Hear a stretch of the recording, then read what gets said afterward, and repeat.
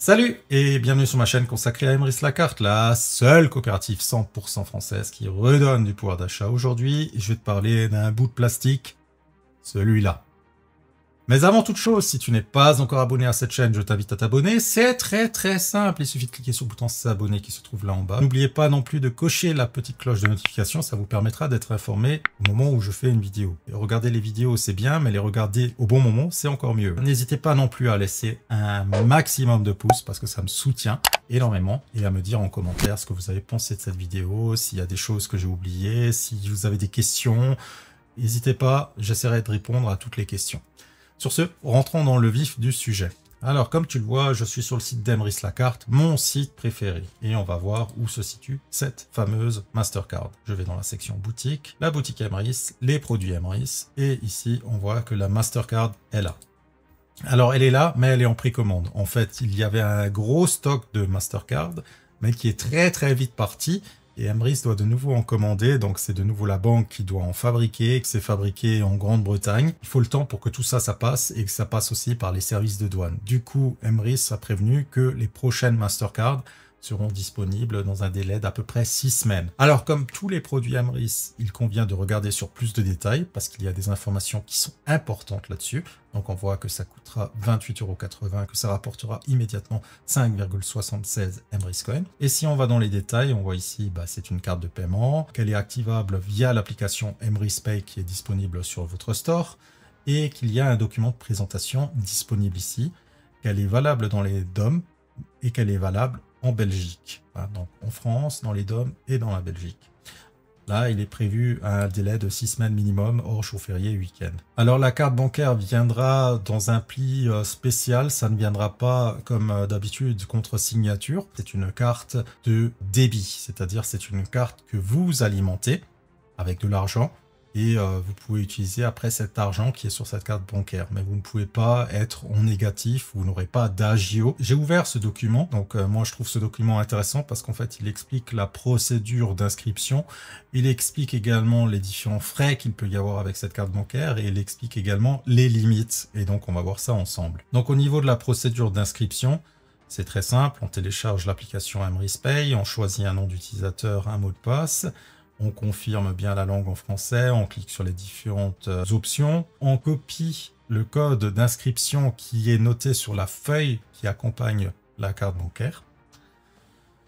Du coup, on remplit ses coordonnées, donc nom, prénom, sexe, date de naissance, adresse email, téléphone, adresse. On joint un justificatif de domicile. Donc là aussi, si vous n'avez pas de justificatif de domicile pour la personne que vous voulez inscrire, c'est peut-être pas la bonne idée d'inscrire cette personne dans ce cas-là, parce qu'il faudra à tout prix un justificatif de domicile. Alors ça peut être une facture d'électricité, une facture de gaz, une facture d'eau, une facture de téléphone, peu importe. Mais si vous n'avez vraiment rien au nom de la personne que vous souhaitez inscrire, là ça peut bloquer. Donc essayez d'abord d'avoir ce justificatif. Ensuite, vous choisissez votre mot de passe, vous le confirmez, vous choisissez 2 questions ici. Donc c'est une question, une première question, une réponse, une deuxième question, une réponse. Tout ça, c'est utilisé si jamais vous faites oubli de mot de passe. Puis, il faut valider votre identité à l'aide d'un passeport ou d'une carte d'identité. Donc là aussi, si vos documents d'identité sont expirés, votre compte ne sera pas activé. Donc essayez d'avoir d'abord un document valable avant de faire la procédure en entier. Il faudra également se prendre en photo, un petit selfie. Puis, vous pouvez activer la biométrie ou Face ID. Vous arriverez alors sur la gestion de ce compte, vous voyez que vous pouvez activer la carte, vous voyez aussi qu'il faut valider votre adresse email, et la carte, vous pouvez la valider en tapant l'identifiant du compte et en tapant le numéro d'activation qui figure également sur le document que vous aurez reçu avec la carte. Alors il faut savoir que c'est un IBAN en Grande-Bretagne, donc il faudra également remplir un document au niveau des impôts, un document annuel pour dire que vous avez un compte à l'étranger. Alors il n'y a pas de frais supplémentaires, c'est simplement pour informer les impôts que vous avez un compte à l'étranger, c'est tout. Alors il faut savoir qu'il y a des frais annuels de 12,99 €, ça ce sera à payer après 1 an. En fait, vu que vous avez déjà acheté la carte, ces frais sont déjà inclus. Il y a des frais de chargement. Frais de chargement, ça veut dire que lorsque vous envoyez de l'argent sur le compte, en fait il y a 1,5 % de frais. c'est 1,5% de frais. Moi, j'aurais aimé qu'il n'y soit pas. Je suis totalement franc avec vous. J'aurais préféré qu'il n'y en ait pas et que la carte vous fasse gagner quelque chose. Là, ici, bah, vous avez 1,5% de frais, mais qui sont convertis en Emrys Coin. Donc, quelque part, contrairement aux cartes cadeaux classiques, où c'est la remise qui a été négociée avec le partenaire qui vous fait gagner des Emrys Coin. Ici, c'est plutôt la somme que vous avez versée sur le compte qui vous fait gagner des Emrys Coin. Donc, l'un dans l'autre, vous n'êtes pas perdant, mais c'est un peu particulier comme façon de faire. Donc, on n'a pas de frais d'activation, pas de frais d'utilisation, pas de frais mensuels de la carte, pas de frais de clôture de compte. Donc, ça veut dire que si vous voulez clôturer le compte, vous pouvez le faire à tout moment. Alors, il y a des frais de retrait au distributeur d'1,5%. Par contre, attention, Emrys ne vous reverse que 1%. Il y a une différence de 0,5%. Techniquement, ça veut dire que lorsque vous retirez 100 € sur le distributeur, vous avez 1,5 € de frais, mais Emrys vous fait que gagner un Emrys Coin. Donc, quelque part, vous avez 50 centimes de perdu. Donc, je ne recommande absolument pas d'utiliser cette carte pour faire des retraits.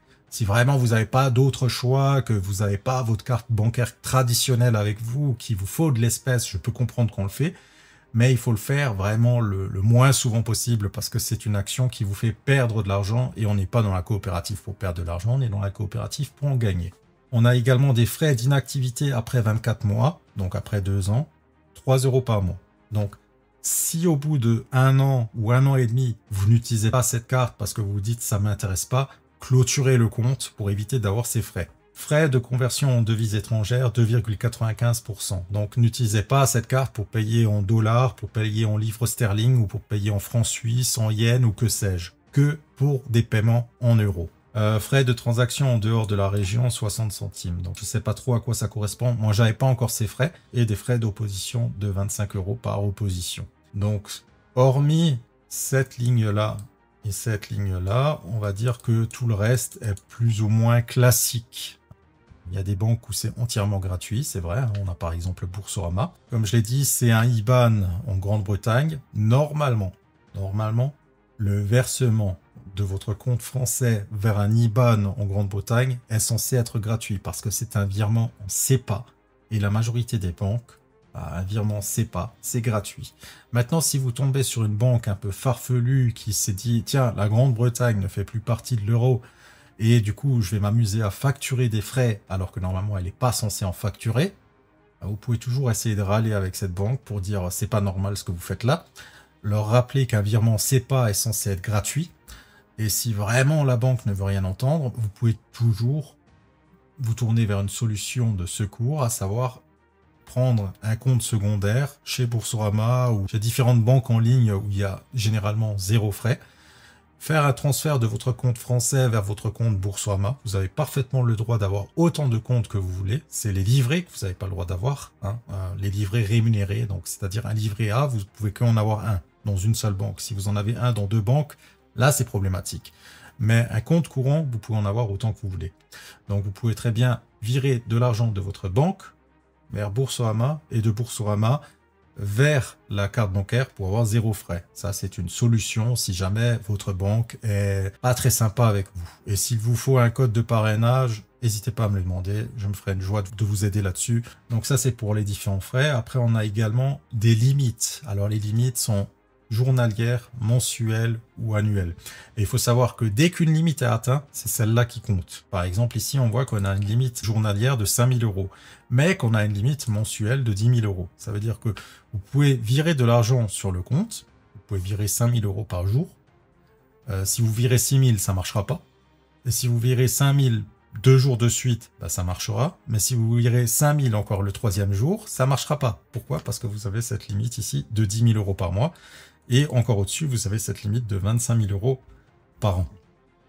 Donc, on a une limite de maximum par transaction, minimum par transaction. Donc, ça veut dire que vous pouvez faire un versement de 1 centime si ça vous chante, même si je ne vois pas trop l'intérêt, mais il y a cette limite.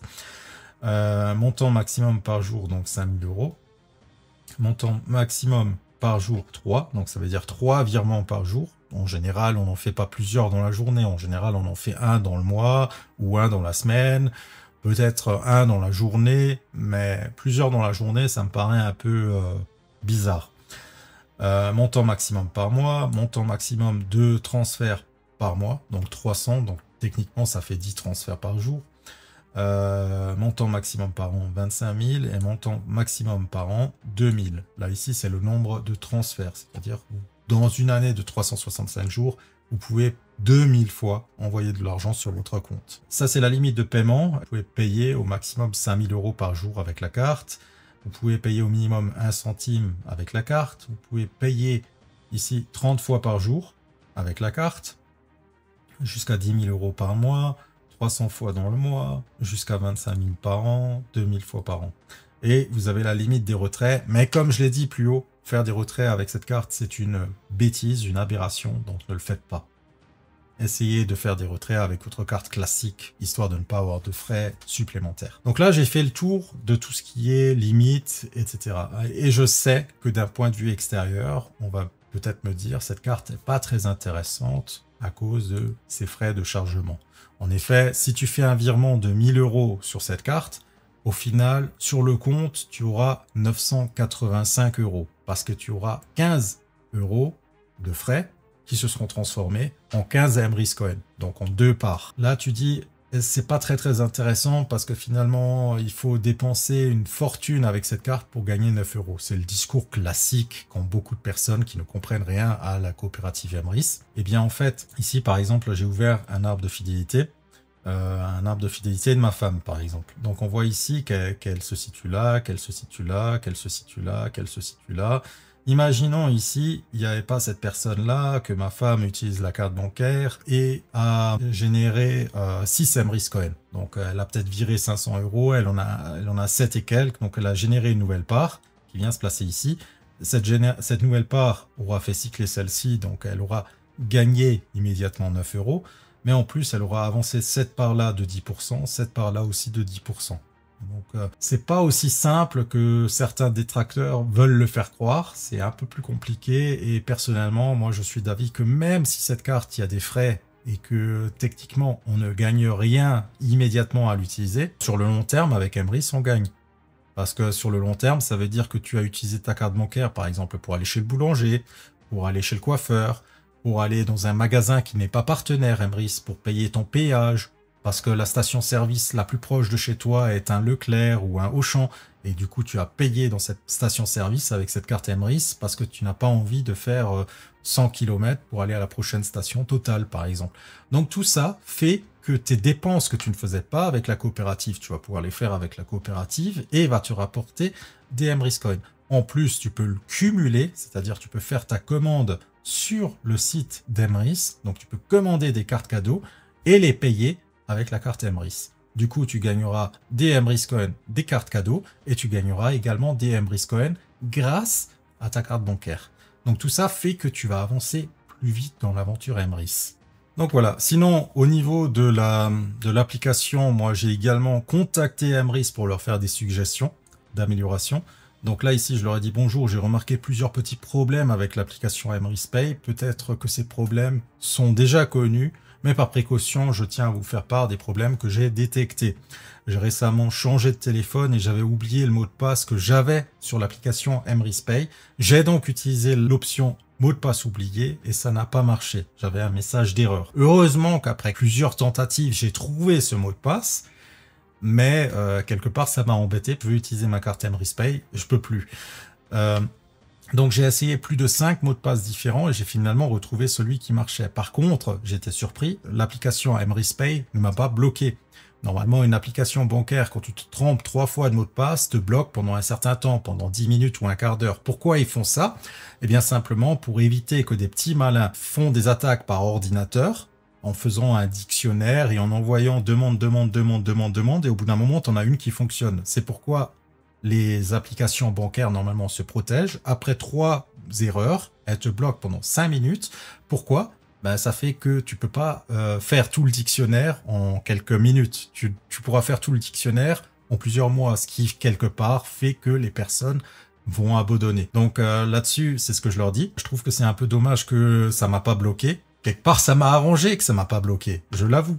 mais c'est dangereux. Donc je leur dis ici qu'il faudrait que ce soit bloqué 5 minutes après 3 tentatives infructueuses. Lorsqu'on est connecté et qu'on ferme l'application, celle-ci conserve la session ouverte. C'est-à-dire tu as fermé l'application MRisPay, tu donnes le téléphone à quelqu'un, hein, simplement quelqu'un qui veut peut-être faire une photo de toi, et bien en fait s'il ouvre l'application MRisPay, il peut voir ce qu'il y a dessus. Une fois dans l'application, lorsque l'on décide de consulter le détail de la carte et qu'on clique dessus, on a le numéro de la carte et le code de la carte qui s'affiche sans redemander le mot de passe. Il serait utile d'ajouter une option qui permet de contrôler les autorisations de la carte. Par exemple, si moi j'ai pas envie d'utiliser le son contact, j'aimerais pouvoir l'interdire sur cette carte.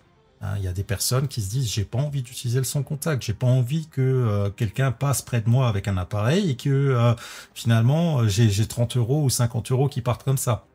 Parce que oui, ça existe aussi. Quelque part, il faudrait quand même laisser le choix aux utilisateurs. Lors du premier paiement sur Internet, il a fallu valider le paiement avec un code PIN, mais le code PIN était demandé sur une page entièrement en anglais. Moi, ça me dérange pas, je maîtrise parfaitement l'anglais, mais je sais qu'il y a des personnes qui ne savent pas lire un mot d'anglais et qui sont complètement perdues. Là, il faudrait que ce message apparaisse en français. Enfin, après avoir mis le code PIN, l'application demande d'enregistrer un mot de passe. Et ça, je sais absolument pas à quoi ça a servi. Je lui ai défini un mot de passe. Je sais pas s'il va me le redemander la prochaine fois. Donc ça aussi, c'est un peu particulier. Donc j'espère que ces suggestions seront prises en compte et que MRIS fera une mise à jour pour corriger ces quelques petits détails. Alors, c'est rien de vraiment dramatiquement grave, mais quelque part, lorsque tu prêtes ton téléphone à quelqu'un et que tu as l'application MRisPay, attention, ils peuvent peut-être accéder à des données qu'il ne faudrait pas qu'ils accèdent. J'ai maintenant fini avec cette vidéo. Si elle t'a plu, comme toujours, n'hésite pas, un maximum de pouces, un maximum de commentaires, un maximum de bienveillance, et à une prochaine. Allez, salut, ciao.